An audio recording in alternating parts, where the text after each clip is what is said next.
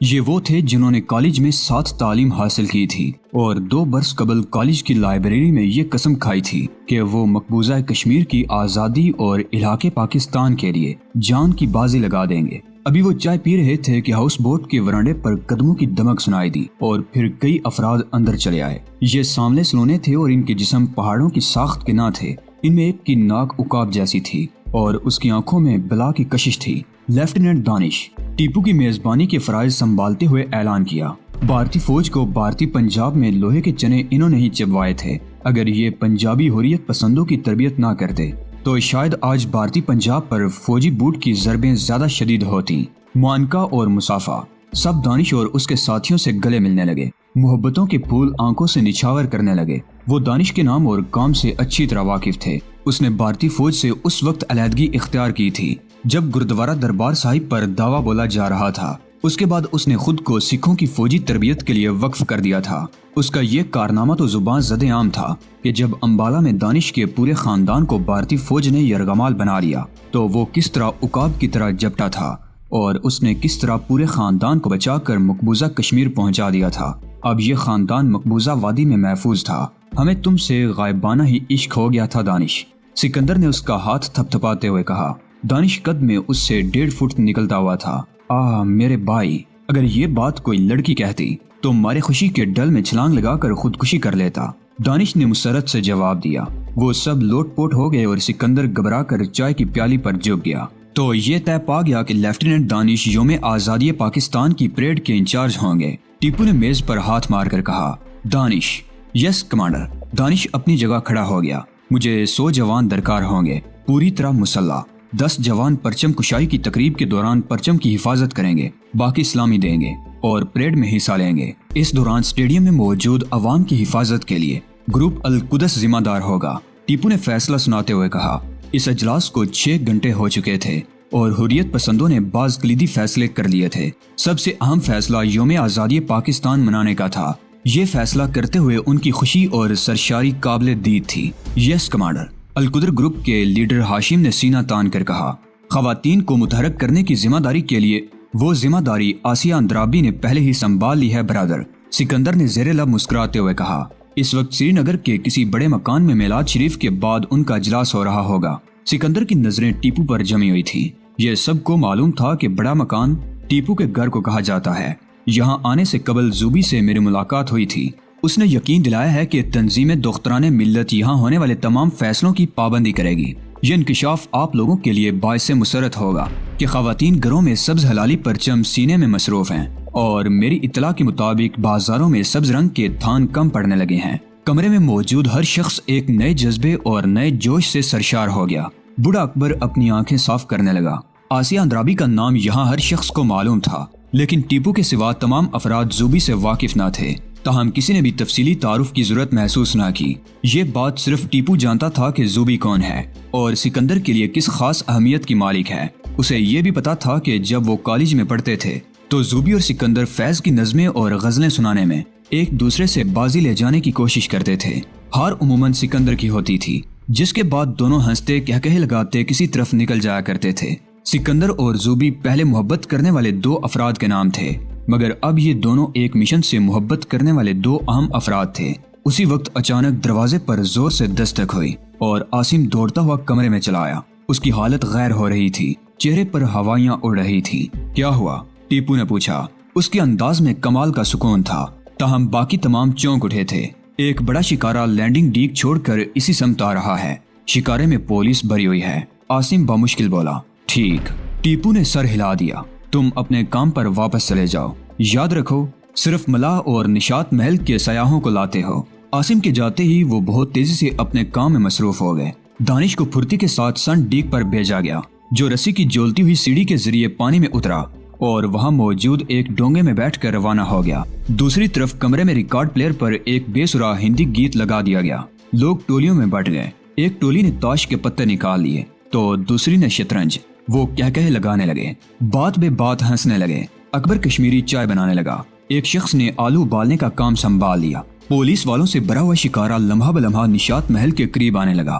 محض 15 منٹ بعد پولیس والے برا مار کر نشاط محل ہاؤس بوٹ کے اس کمرے میں گھس رہے تھے जहां हुर्रियत पसंद नौजवानों की टोली अब लाउबाली और खलंडरे लड़कों के ग्रुप में बदल चुकी थी। सर आप। पुलिस के दस्ते का इंस्पेक्टर जैनुद्दीन जो ही कमरे में घुसा, टीपू पर उसकी नजर पड़ी जो उस वक्त कुर्सी पर एक टांग रखे तलाई लाइटर से सिगरेट सुलगा रहा था। क्यों, क्या बात है? टीपू ने गुर्रा कर पूछा। उसके तमाम साथी भी आसपास इस तरह खड़े हो गए जैसे पुलिस को यहाँ देखकर उन्हें हैरत हुई है। तुम बिला इजाजत इस हाउस बोट पर कैसे आए, और वो भी इतने जारिहाना अंदाज में? टीपू का लहजा किसी बिगड़े हुए रईसजादे का सा था। क्या तुम्हें इल्म नहीं था कि ये हाउस बोट हमने बुक करा रखी है? हम अपनी सालगिरह का जश्न झील के चमकते दमकते सीने पर मनाना चाहते थे क्योंकि घर में हमारा दम घुट रहा था। बोलो, क्या तुम्हें इल्म था कि हम इस हाउस बोट पर मौजूद हैं? नहीं सरकार। इंस्पेक्टर जैनुद्दीन हवास बाख्ता हो चुका था।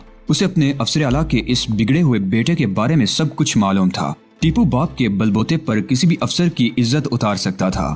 फिर बताओ कि तुम यहाँ किस मकसद से आए हो? हमें मुखबर ने इत्तला दी थी कि निशात महल हाउस बोट में मशकूक अफराद की आमदोरफ्त जारी है। जैनुद्दीन ने बहुत हौसले से काम लेते हुए जुमला मुकम्मल किया। इस इंकशाफ पर वो सब हंस पड़े। बाज तो पेट पकड़ कर बैठ गए और बाज थरकने लगे।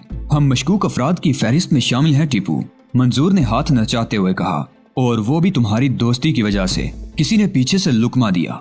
मेरी मानो तो गिरफ्तारी पेश कर दो। इंस्पेक्टर को गुस्सा आ गया तो इंस्पेक्टर, टीपू पैर पटकने लगा। सुन रहे हो तुम, ये सब के सब मेरे मोअज़्ज़ज़ मेहमान और बड़े घरानों से ताल्लुक रखते हैं। तुमने मेरी बेइज्जती की है।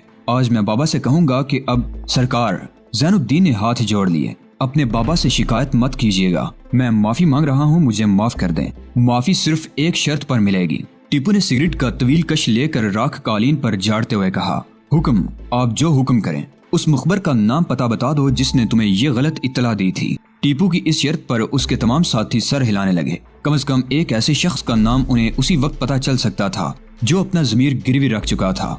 बात यह है कि आपके बाबा जान। देखो इंस्पेक्टर, मैंने अपनी शर्त बयान कर दी है, बाकी तुम्हारी मर्जी। टीपू ये कहकर एशट्रे में सिगरेट मसलने लगा। तुम लोग बाहर जाओ, देखते नहीं मैं अहम गुफ्तगू कर रहा हूँ। इंस्पेक्टर जैनुद्दीन अपने सिपाहियों की तरफ पलट कर दौड़ा जो हैरत से मुंह खोले हमारी गुफ्तगू सुन रहे थे।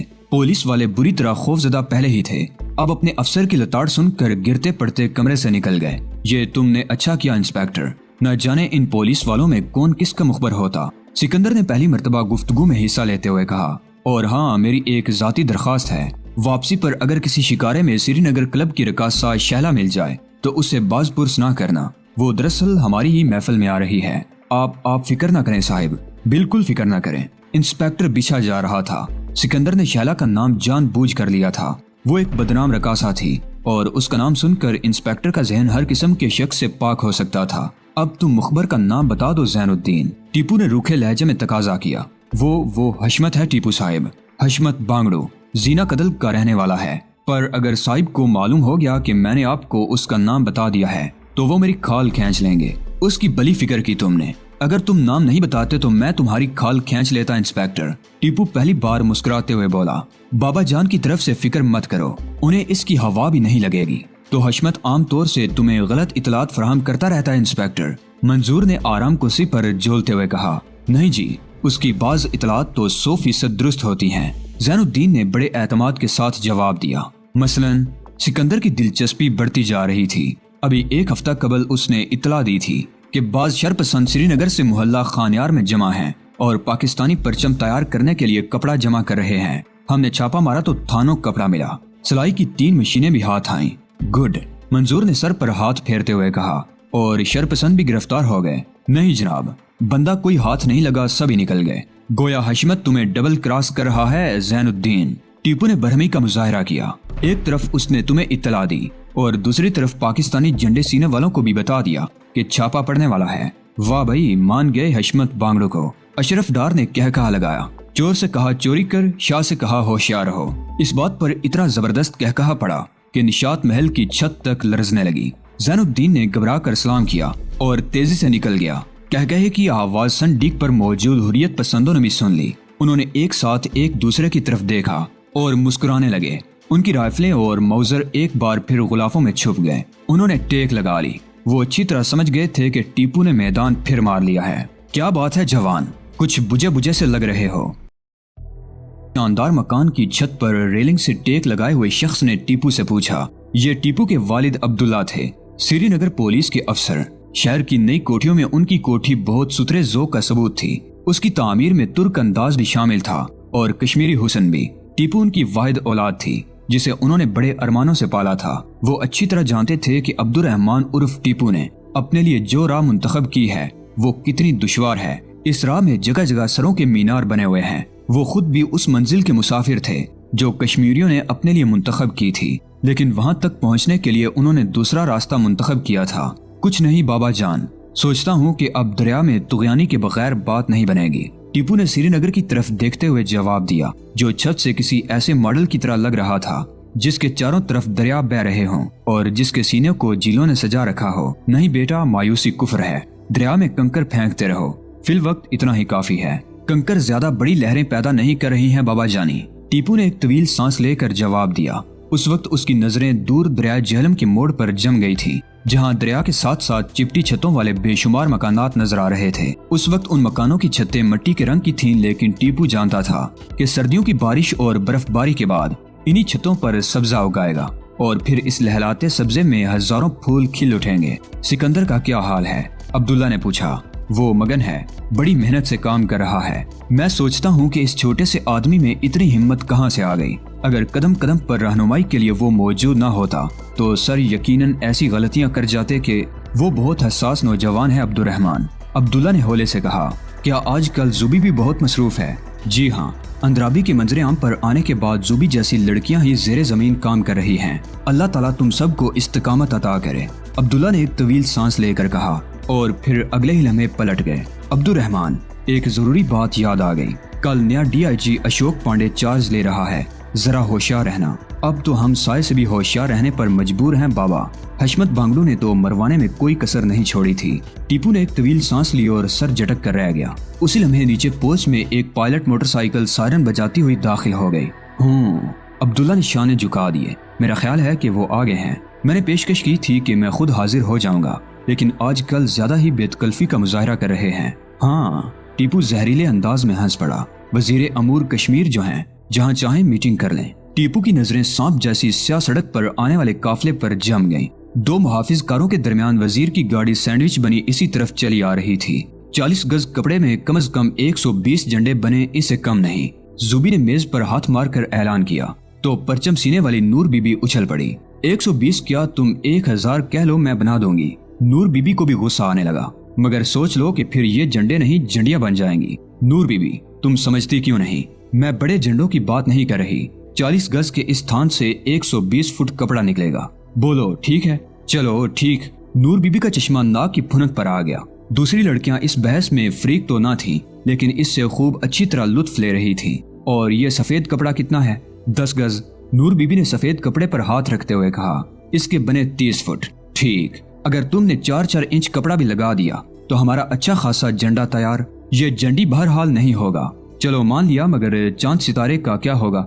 इसका कपड़ा कहाँ है? नूर बीबी ने ऐसे चहक कर कहा जैसे उसने जुबी को दोबी पाट मार दिया हो। वो मैं बनवा कर साथ लाई हूँ। जुबी कहकहा मार कर हंस पड़ी। तुम चांद सितारे टेढ़े कर देती तो सरकार बड़ा मजाक उड़ाती। इस गठरी में चांद सितारे बने हुए मौजूद हैं जो तुम्हें बस लगाने हैं। बस बीबी बस, बहुत तेज हो गई हो तुम। नूर बीबी ने पोटली छीनते हुए कहा, तुम्हारे आगे जो बोले अपनी बात खोए। अब नाराज तो ना हो मेरी जान। नूर बीबी को जुबी ने बाहों में भर कर चटाचट प्यार कर लिया और वो बुजुर्ग दर्जन कुछ इस तरह शर्माई के लड़कियां लोटपोट हो गईं। जुबी का ताल्लुक अनंतनाग इस्लाम आबाद से था। वो अपनी बहन और एक सहेली के साथ श्रीनगर में पढ़ती थी। यहाँ उसकी पहली मोहब्बत सिकंदर से हुई थी, जो अब वतन से इश्क में बदल गई थी। सिकंदर और जुबी दोनों ने कश्मीर की आज़ादी को अपनी मंजिल करार देकर जो जिदोजहद शुरू की थी, वो आज एक ठोस रुख इख्तियार करने वाली थी। वो अनंतनाग से श्रीनगर आई तो उसकी उम्र 16 बरस थी। उसका हुस्न हर कश्मीरी लड़की के हुस्न की तरह आंखें खीरा कर देने वाला था। जुबी को सिकंदर के साथ मरकजी पार्क में चहलकदमी से जुनून की हद तक प्यार था। नौजवानों के लिए ये पार्क सिर्फ एक खूबसूरत बाग ही ना था, बहार की रानाइयों में बनाया हुआ ये चमन उनकी नजरों में खुद चमने जिंदगी था। यहाँ उन्होंने अपने हाथों से पेड़ और बूटे लगाए थे। उनके लगाए हुए पौधे उनकी मोहब्बत के साथ साथ फल फूल रहे थे। बाग की सरसब्ज डालियां जब भी हवा में सरसराती थीं, तो जुबी को यूं लगता था जैसे हिबा खातून के गीत फजा में रस घोल रहे हों। ये पार्क उनकी मोहब्बतों का अमीन था। وہ سبز قالین جیسے فرش پر کھلے آسمان تلے بیٹھتے تو ان کی نظریں ہوا سے ہلنے والے خاموش کنجوں کی طرف بھی اٹھ جاتی اور وہاں کالج کے دوسرے جوڑوں کو دیکھ کر وہ بچوں کی طرح کہے لگانے لگتے۔ اس باغ میں چاندنی چٹکتی تو زوبی تنہا ہاسٹل سے نکل کر چلی آتی اور دیر تک ٹہلتی رہتی۔ یہ سلسلہ یوں ہی جاری تھا کہ اچانک ہی پت جھڑ کے موسم کی ایک بیگی شام خزاں رسیدہ پتوں پر چلتے ہوئے سکندر نے اس سے بہت ہی عجیب بات کہہ ڈالی تھی۔ زوبی، تمہیں پتا ہے کہ میں تم سے کتنی محبت کرتا ہوں؟ ہاں مجھے پتا ہے، وہ ہنس کر بولی۔ تم مجھے سب سے زیادہ چاہتے ہو۔ اگر میں یہ کہوں کہ تمہارا اندازہ غلط ہے تو پھر وہ چرمراتے ہوئے پتوں پر رک کر بولا تھا، تب میں اس کا نام ضرور پوچھوں گی جس سے تمہیں سب سے زیادہ محبت ہے۔ میں اس کا نام ضرور بتاؤں گا زوبی جان۔ سکندر نے گہری بری آنکھوں اور سیاہ بالوں والی اس لڑکی کی طرف بغور دیکھ کر کہا تھا جس نے سب کچھ سن کر بھی روایتی ہنگامہ کھڑا نہیں کیا تھا۔ سنو، اس کا نام کشمیر ہے زوبی، کشمیر۔ میں اس سے بہت پیار کرتا ہوں، تم سے بھی زیادہ۔ میں 2 سالوں سے اس کے عشق میں جلس رہا ہوں اور اب یہ لگتا ہے کہ باری بوٹوں والے درندے کشمیر کو مجھ سے جدا کرنے کے لیے بارود کی آگ برسانے آ رہے ہیں تاکہ ہم سب جلس کر مر جائیں اور کشمیر سے محبت کرنے والا کوئی نہ بچے۔ سکندر۔ زوبی کی آنکھیں پل بھر کے لیے نمناک ہوئیں مگر پھر ان میں عجیب سی چمک آ گئی۔ سنتی رہو۔ سکندر ایک سنگی بینچ پر بیٹھ کر سگریٹ سلگانے لگا۔ تمہیں پتا ہے کہ کشمیر کو حیدرآباد، دکن اور جونا گڑھ کی طرح ہڑپ کرنے کے لیے کیا سازشیں ہو رہی ہیں؟ نہیں پتا نا؟ سنو، میں بتاتا ہوں۔ سب سے بھیانک سازش یہ ہے کہ وادی میں مسلمانوں کو اقلیت بنا دیا جائے۔ یہ کیسے ممکن ہے؟ زوبی کی آنکھوں میں عجیب سے تاثرات تھے۔ لوگوں کو قتل کر کے قتل عام کے ذریعے اور خوف پھیلا کر تاکہ خوف زدہ مسلمان پناہ کے لیے کنٹرول لائن کے پار چلے جائیں اور دلی والے وادی میں من مانی کر سکیں۔ مگر سکندر، پھر یہ سیکولرزم اور جمہوریت؟ ہاں زوبی، ابھی تک لوگ یقین نہیں کر سکے کہ سیکولرزم کا اصل روپ یہ ہے۔ سکندر مسکرا کر بولا، پہل مجھے بھی یقین تھا کہ نیشنل کانفرنس کے مخالفین محض پروپیگنڈا کر رہے ہیں۔ مقبول بٹ کی پھانسی کے باوجود میں ان پر یقین کرتا رہا، لیکن اب جمہوریت کے ڈونگ نے میری آنکھیں کھول دی ہیں۔ یہ لوگ کس چیز کو جمہوریت کہتے ہیں؟